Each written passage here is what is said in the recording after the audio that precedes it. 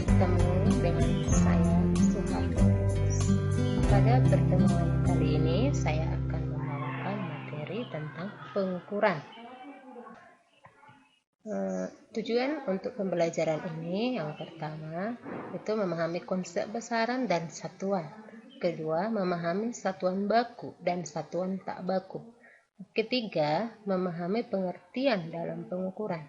Dan keempat, memahami cara penggunaan berbagai alat ukur dalam fisika. Sebagai indikatornya yaitu menjelaskan konsep pengukuran, membedakan besaran pokok dan besaran turunan, mengidentifikasi satuan baku dan tak baku, menjelaskan prosedur pengukuran berbagai besaran pokok, itu panjang, massa, waktu, dan menjelaskan prosedur pengukuran sebagai besaran turunan. Yang pertama kita bahas dengan besaran pokok. Besaran adalah suatu yang dapat diukur dan mempunyai satuan. Dalam fisika dikenal 7 macam besaran pokok, yaitu panjang, massa, waktu, suhu, arus listrik, intensitas cahaya, dan jumlah zat. Ketujuh besaran tersebut dibagi menjadi 2 kelompok, yaitu kelompok primer yang terdiri atas panjang, massa, dan waktu. Sedangkan kelompok sekundernya adalah suhu, intensitas cahaya, dan jumlah zat. Ada beberapa besaran pokok. Besaran pokok itu ada 7. Ya, di sini ada tabelnya. Besaran panjang, satuannya meter, simbolnya M kecil. Massa, satuannya kilogram, simbolnya kg. Untuk besaran waktu, satuannya sekon, simbolnya S kecil. Kemudian besaran suhu, satuannya Kelvin, simbolnya K besar. Arus listrik, satuannya ampere, simbolnya A besar. Intensitas cahaya, satuannya kandel, simbolnya CD. Dan yang terakhir adalah besaran jumlah zat dengan satuan mol, simbolnya mol. Yang kedua, besaran turunan. Besaran turunan adalah besaran yang diturunkan oleh besaran pokok. Contoh, kecepatan itu adalah perpindahan dibagi waktu. Satuannya meter per sekon. Jadi kecepatan itu diturunkan dari satuan kecepatan itu satuannya diturunkan dari satuan besaran pokok, yaitu besaran panjang dan besaran waktu. Untuk lebih jelasnya kita lihat tabel berikutnya. Ini ada beberapa besaran turunan. Pertama ada gaya, di mana satuan gaya itu adalah kilogram meter per sekon kuadrat atau sama dengan Newton.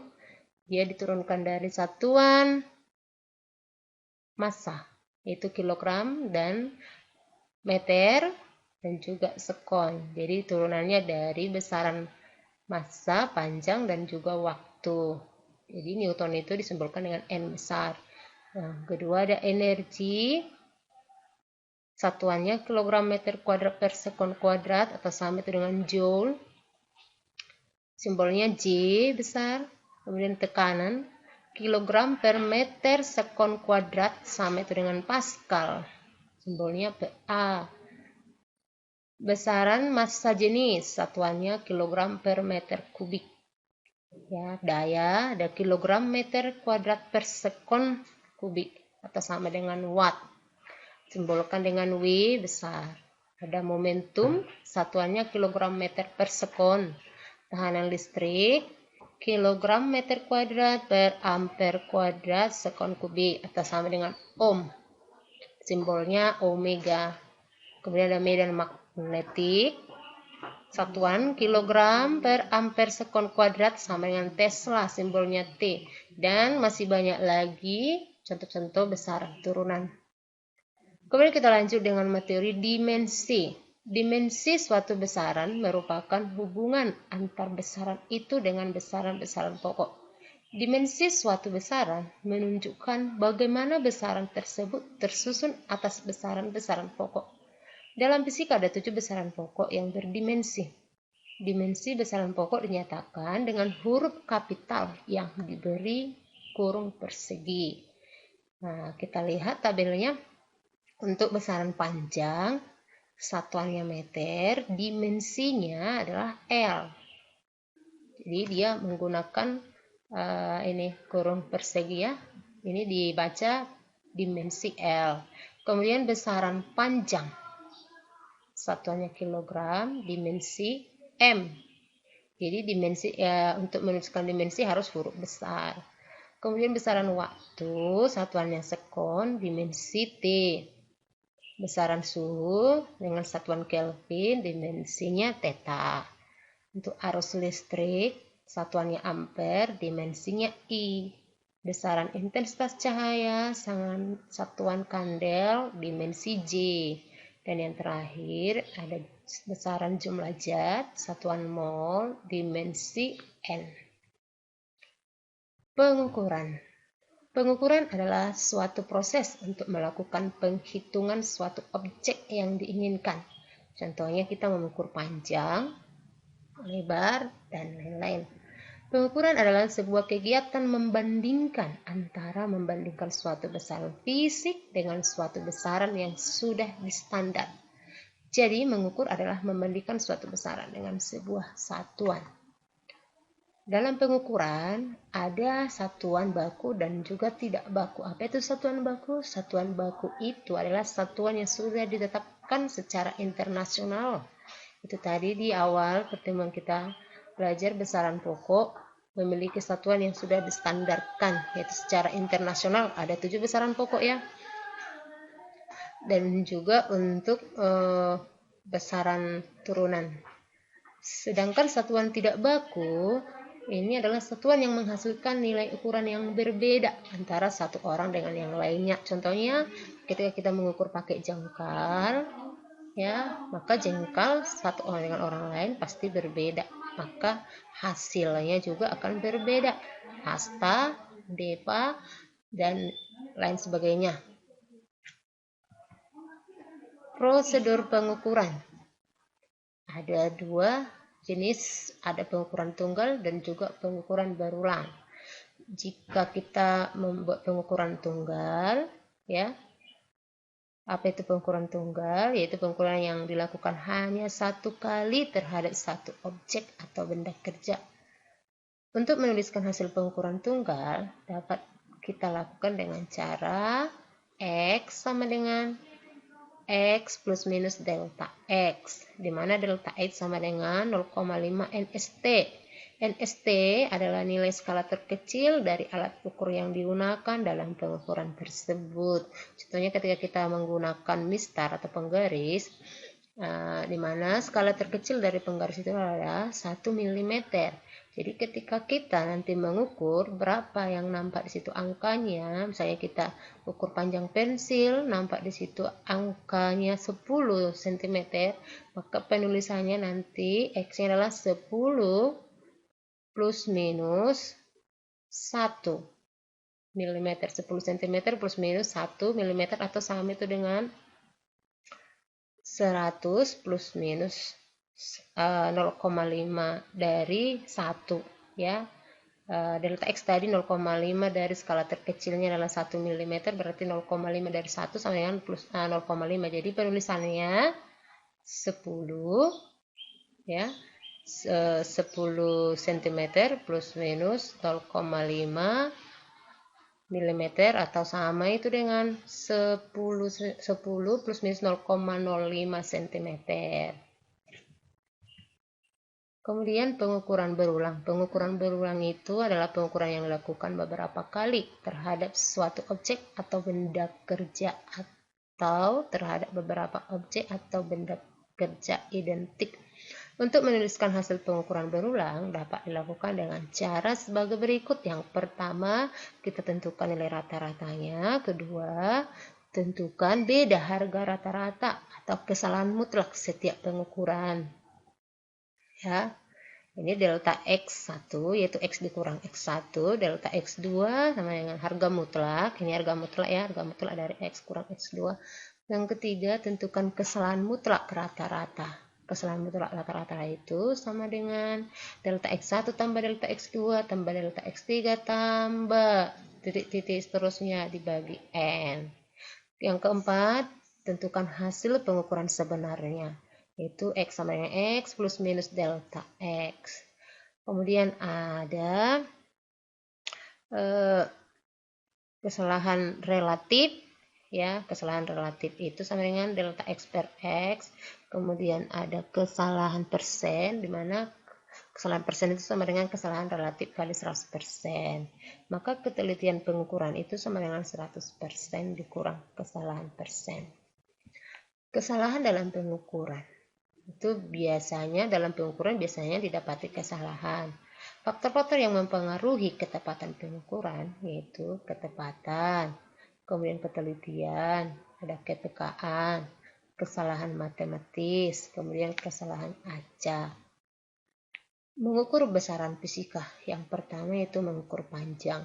Untuk mengukur panjang, kita bisa menggunakan penggaris, ya, atau mistar. Kemudian ada meteran, ini meteran, ada jangka sorong, dan ada mikrometer sekro. Yang kedua, pengukuran massa.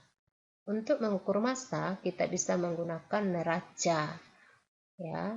Ada neraca digital, ada neraca berlengan 2, ya, ada dacin, ada neraca duduk, ya. Ini ada jenis-jenis neraca.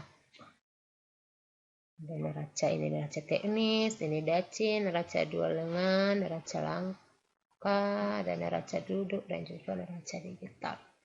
Untuk pengukuran waktu, kita bisa menggunakan alat jam mekanik, arloji, dan juga stopwatch. Catat soal. Pertama, perhatikan tabel hasil pengukuran 4 orang siswa terhadap besaran fisika berikut. Oke, di sini ada tabelnya siswa PQRS, ada besarannya, nilai pengukuran, satuannya alat ukur. Pertanyaan, data dalam tabel tersebut yang benar dan berdasarkan satuan standar internasional disajikan oleh siswa ... Oke, yang ditanya di sini adalah besaran, ya, yang sesuai dengan satuan yang sesuai dengan SI. Oke, mari kita perhatikan yang pertama siswa P. Besaran panjang hasil pengukurannya katanya ini nilainya 20, satuannya cm, alat ukur mistar. Kita lihat satuan dari panjang cm. Untuk panjang satuan SI-nya adalah meter. Berarti ini tidak memenuhi yang P. Kemudian kita perhatikan siswa Q. Dia mengukur kuat arus listrik, mana didapat nilainya 2, satuannya ampere, alat ukur ampere meter. Oke, satuan untuk arus listrik sesuai standar internasional adalah ampere. Oke, ini benar, alat ukurnya juga benar. Kita lihat lagi siswa yang R. Siswa R mengukur suhu dengan nilai 32, satuannya Kelvin. Alat ukurnya hidrometer. Kita perhatikan suhu, satuannya secara internasional itu adalah Kelvin, benar. Alat ukur di sini hygrometer, ini salah. Alat ukur suhu itu adalah termometer, berarti ini tidak memenuhi. Kemudian yang terakhir siswa S mengukur massa, di mana nilainya 15, satuannya kilogram. Alat ukur neraca sama lengan. Massa itu satuan SI-nya adalah kilogram, benar. Alat ukurnya juga neraca sama lengan. Berarti yang benar di situ adalah siswa Q dan S, ya. Q dan S. Jadi jawabannya adalah D. Yang kedua, mari kita lihat. Yang kedua, debit air adalah volume per satuan waktu. Dimensi debit adalah titik-titik. Oke, kita perhatikan ya, dimensi itu ya, dimensi dari debit air adalah volume per satuan waktu. Volume, satuan dari volume itu adalah meter kubik. Jadi meter kubik, ya. Dimensi dari meter yaitu dimensi dari panjang, dimensinya adalah L. Jadi meter kubik L kubik, dimensi L kubik per satuan waktu yaitu dimensi T. Ini per, berarti T pangkat negatif 1. Jadi jawabannya adalah D, ya. L pangkat 3 dengan T minus 1. Yang ketiga, setengah liter susu segar diperlukan sebagai bahan campuran saus puding. Maka susu yang harus dimasukkan ke dalam bahan saus puding sebanyak titik-titik. Oke, di sini satuannya adalah liter.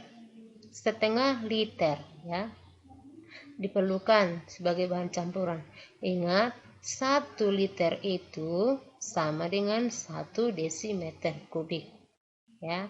1 liter adalah 1 desimeter kubik. Berarti kalau setengah liter berarti setengah desimeter kubik atau 0,5 desimeter kubik. Oke, jawabannya di sini yang untuk desimeter kubik ada 50, berarti ini tidak memenuhi. Kita tukar dia ya. Kita tukar dia ke yang lebih kecil, yaitu kalau sentimeter kubik ya.